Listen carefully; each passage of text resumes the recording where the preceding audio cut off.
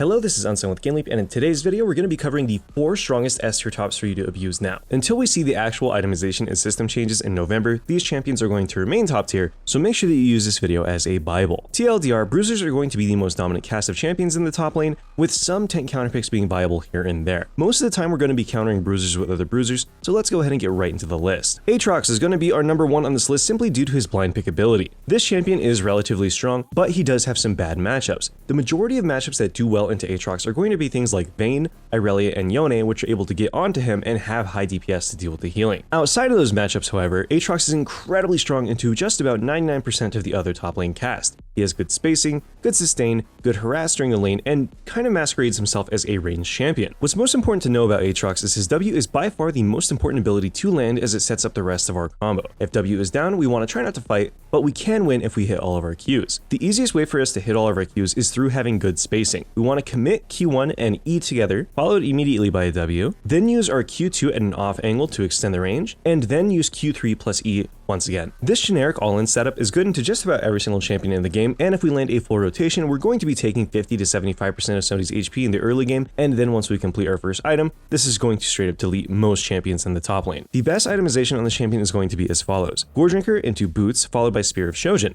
This gives us the best amount of durability and ability haste in the early game, so we're actually able to make plays consistently, while being incredibly tanky. Our alternative build is going to be Drakthar into Boots, followed by Cleaver or Cyrilla's Grudge, depending on what we're against. If we're against a more durable bruiser that is a all-in threat, then we want to go Cleaver, and if we're against a less threatening tank, then we can go Cyrilla's Grudge immediately to get the most out of our healing. Remember that Aatrox's healing is going to be solely dependent on the amount of damage that he's able to pump out. The more damage that we deal, the more that our heal returns to us, and so on and so forth. If we're against a tank, then percent armor pen and percent armor shred is going to be more valuable. If we're against squishies, then lethality is the way to go. Our max order on this champion is going to be quite simple. We're going to go Q into E, run Conquer, and then resolve secondary. Now, as far as counterplay goes, we already covered Aatrox's 3 biggest counters, which are going to be Irelia, Yone, and Vayne. These champions, however, can fall behind against Aatrox if we don't play it properly. The way that we properly want to play against Aatrox is to simply dodge the Qs. If Aatrox uses a Q, he's going to be locked into that direction unless we have some sort of mobility spell. That's why Yone, Vayne, and Irelia all do really well into him. If we dodge Aatrox's Qs, then the W is going to be useless because we can simply walk out of it and we don't have to worry about any combo follow-up. So if we get tagged by the W, we want to focus on using our mobility plus our damage to get outside of it, then we can continue fighting him afterwards. Aatrox loses hardest to DPS, as well as people that can get on top of him. He's not exceptionally tanky for a Juggernaut unless he's able to hit the sweet spots on his Q.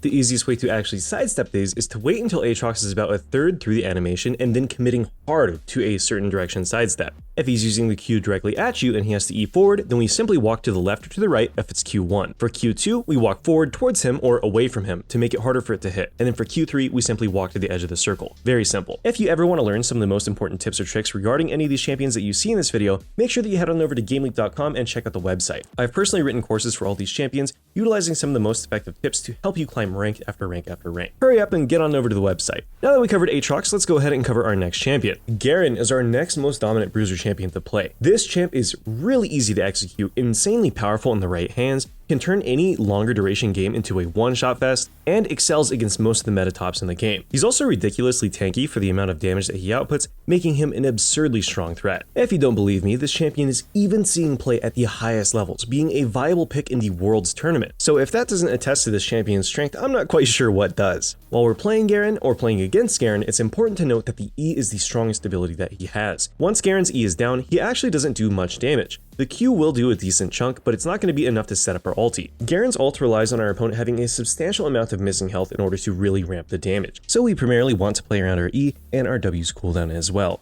Garen's W is best used when blocking high value spells, but it's also easy to bait on the opposing side. If we're playing something like Bennington and we use our own W and then walk towards the Garen player, they're obviously going to want to hit their W, which then turns us into a mind game. Trading into Garen's W makes him into a brick wall, but if we can bait the W or simply ignore it, Garen is going to be substantially weaker during the lane phase. That's why champions like Vayne, Kayle, and the like do so well into him, because the W simply does not matter. Garen's itemization is ultra easy. We're going to be rushing Boots into a Stride Breaker, followed by a Hull Breaker immediately after. We always want to make sure that we go Berserker's Greaves on the champion in about 99% of matchups, but plated steel caps are an okay option if we're against a super high damage top laner such as Riven. The natural resist that we get from the W, as well as the tenacity that we get, ensure that we don't have to go Mercs in any matchup whatsoever, but steel caps are a must sometimes. After our 3 core items is where this build really starts to ramp up. Either just before or after completing our Hull Breaker, we want to get 2 Zeals as soon as possible. This will give us crit, attack speed, and movement speed, which are all very important on Garen. Our max order on this champion is quite simple. We go E, Q, and then we max our W last. As far as runes go, Phase Rush is without a doubt the most impactful rune that we can get on this champion, but Conquer is an okay option if we're against a tankier opponent. Phase Rush is just going to be better for chasing down people in the mid game, it's better for us escaping, and for having a more successful laning phase. But if we just want to simply stat check somebody, then we can also go the Conqueror route. The only thing to note is that if we go Phase Rush, we must go Nimbus Cloak for our Ignite or for our Ghost, depending on what we want to take. Go Ignite for higher kill pressure during the lane phase, go Ghost if you want to chase people down out of lane. When we're looking to counter Garen, it's imperative that we either kite his Q or bait the E out. If we're playing something like Vayne, Camille, or the like, once we get these spells, we simply force an all-in onto Garen, and he's not really able to do anything. Garen without his E is a sitting duck and very easy to pick apart during the lane phase of the game. If Garen doesn't win his lane, and if he's unable to scale, then he is completely useless,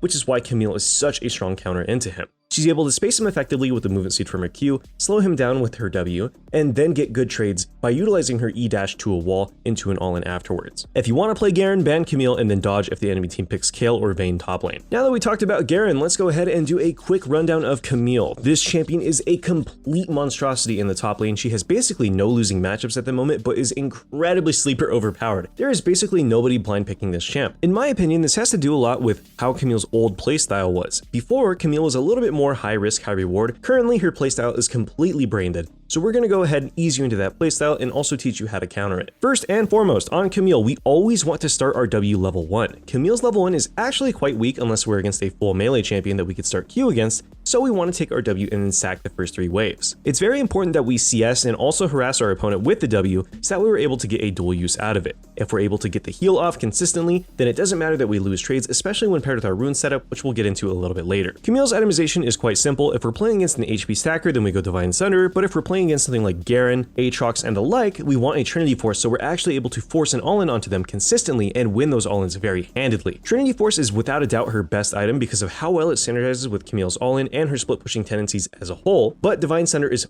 far easier to play. If you're just starting Camille, play Sunder. Once you got a couple of games under your belt, then swap to Trinity Force. You will not regret it, I promise you. After completing our Mythic, then we can go Resistance Boots of our choice. If we're against a physical damage dealing lane, then we want Steel Caps. If we're against a magic damage dealing lane, then we want Mercury Treads. After completing our boots, then we have a choice to make. We can either go Ravenous Hydra for sustain, or we could go Spear of Shojin to all-in people over and over and over again. The Ravenous build is more of a scaling itemization, whereas the Shojin build focuses on you skirmishing frequently and often. Regardless of what we end up building in this slot, we want to complete the other item after it. So if we buy our Shojin next, then we want Ravenous Hydra next up, you get the idea. Regardless of what itemization we choose, once we complete the other component, we want to go Hullbreaker simply for Camille's side lane pressure. Hullbreaker is just completely overpowered after the snowball reduction changes. There's basically no champion that's going to be able to stop you in a side lane, and it just turns Camille into a tanky mess. Now that we covered our itemization, let's go ahead and talk about our max order. We always want to max Q into E on Camille and then our W last. The attack speed steroid precedent on our E and the cooldown reduction that we get is simply too valuable to pass up. We want to stay away from W at all costs. For our runes, there is one standout option, and no, it is not Conquer. Grasp of the Undying is the most unskilled rune currently available in the game because all of the other damage keystones have been nerfed. Grasp is completely untouched, gives you good sustain, good scaling, and also bonus HP whenever we proc it. This, however, is not the main selling point of this rune page. Instead, the most pivotal rune to take on Camille is without a doubt Shield Bash. This synergizes so well with your passive and gives you a really one-sided short bursty trade. If our opponent comes to auto attack us, we auto attack them, use our Q,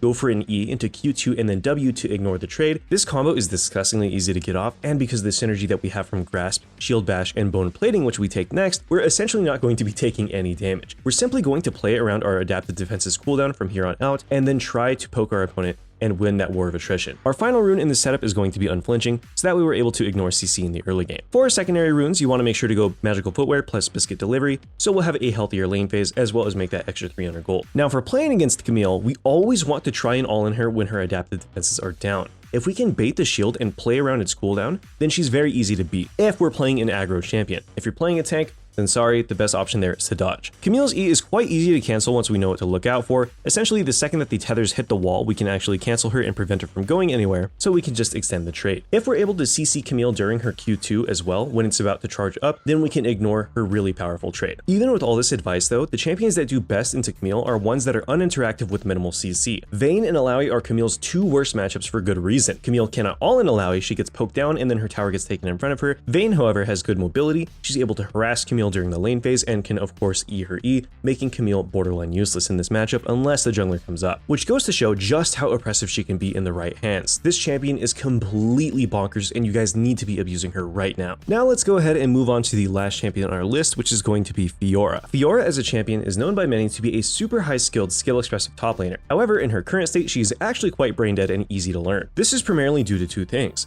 The snowball changes have made it very hard for carry champions to get a lead on Fiora and maintain that lead, since Fiora's scaling is so immense. And Fiora can easily convert to the grasp setup. We don't have to worry about all-inning our opponent, instead we can play the war of attrition, the slow game, using the oppressive harass and sustain that grasp gives us. The mixed damage and the hyperscaling that grasp offers is nice by itself, but once again we can double dip into the overpowered resolve tree currently. Demolish has always been good, but because of Hullbreaker's current state, this rune has gone up significantly in value. Fiora is already strong enough in a side lane. When paired with Hullbreaker and Demolish, she turns into an absolute monstrosity post 3 items. If we're against a direct counter or an aggressive lane, then we always want to go bone plating. If the enemy team has a little bit of harass, then we can go second wind, and then we always want to run unflinching into CC and then overgrowth into minimal CC. For our secondary page, we want to run inspiration secondary on Fiora for magical footwear and biscuits. Even though Scorch plus mana flow is a good way to have a super oppressive early game, you don't necessarily need that on Fiora. What matters most is that you hit your item spikes earlier on. Biscuits give you the same amount of mana sustain that mana flow does, and then on top of that, you're also able to get the 300 free gold for taking magical footwear. Our max order on this champion can vary between either QWE max or QEW max. I would recommend going QWE if you're against a champion that has a super high powered turn ability. So if we're playing against something like Garen and we want to block the Q, then we generally want to max our W second. If we're playing against the Camille and we also want to shut down her outplay potential, we can max W second or our W to max her E cooldown. Otherwise, if we have an easy matchup, then we simply want to go QEW max. Itemization on this champion is really quite easy. We have 3 real options. We can go Divine Sunder into HP stackers or into tanks. We can go Trinity Force into other bruisers or into squishies, and we can also opt into Gore Drinker if we're not really that confident in our own playstyle. Gore, while being one of the more higher skilled options because we could use it to proc vitals, is also quite simple to play because we get so many free stats from it. There's also another build that's been floating around. We can simply skip our mythic altogether as our first item and go Ravenous Hydra. Regardless of what we choose, we always want to go Resistance Boost as our second item and then Ravenous Hydra as our third item if we didn't complete it as our first. And our fourth item 100% of the time should be Hullbreaker, followed immediately by a Spear of Shojin on this champ. Fiora is at her strongest when a vital is facing you, so if we're trying to play Fiora effectively, we need to constantly be poking and prodding at vitals. If we have a Grasp proc, we want to be threatening with that as well, and eventually we'll whittle our opponent down. Save your W for high impact abilities. If we're against something like Garen, we want to parry his Q, and it's important to note that every single top laner in the game has an ability similar to Garen's Q. Darius, for example, generally has to hit his E on you to initiate a trade. We can easily riposte that and then trade our opponent back. Riven will use her W or her Q3, and Aurelia of course has her E. We need to make sure that we're watching out for these important abilities so we're able to hit a good riposte and then force an all-in or a super hard trade onto this. If we successfully riposte a high impact skill, we can immediately turn on our ulti and then threaten with a kill. If our opponent doesn't get killed, then they'll have to base simply due to the amount of damage that we put down. It's quite simple, really. One mistake against Fiora snowballs out of control, and that's part of the reason why this champion that is normally so high skilled has such a high win rate and overall presence. When we're playing against Fiora, it's important to note that we need to make use out of bushes. Breaking line of sight or forcing Fiora's Q to whiff will make her incredibly weak during the lane phase, and this is when we have an opportunity to all in her. Fiora will be forced to riposte, and then once the riposte is down, we can get a guaranteed kill on the champion, especially when she has no mobility. If, however, we can't use a bush, then we can simply walk a little bit further back in our lane to reset our vital. Fiora's vitals always spawn in a set pattern. If she pops a front-facing vital on you, the next vital is going to be behind you, and so on and so forth. Denying vitals and then trading aggressively onto Fiora is a surefire way to win lane against this champion.